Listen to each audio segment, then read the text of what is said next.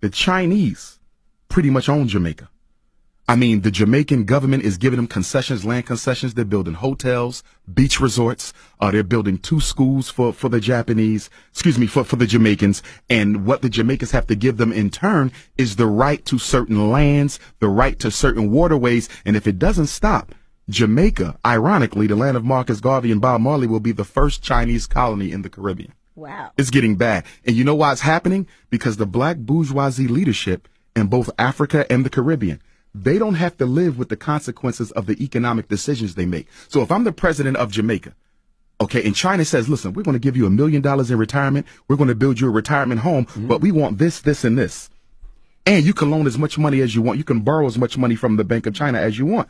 I'm going to be set by the time I leave office. But what about my nation? Jamaica will be struggling for the next 50 and 75 years because of bad economic decisions from selfish leaders today.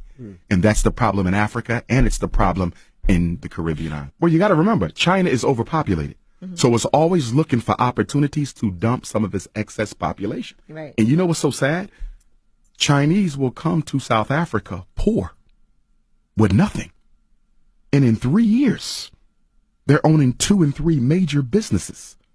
Because what happens is when the Chinese come, they employ their own. They don't employ indigenous African labor. But this is exactly what the heads of state tell black people. Let the Chinese come to Jamaica. Let them come to South Africa. They're going to give you guys jobs. The jobs never come. They bring their own population, which makes sense from their perspective because they have so many people that need a place to go outside of China. So they're showing up broke and going back home as millionaires.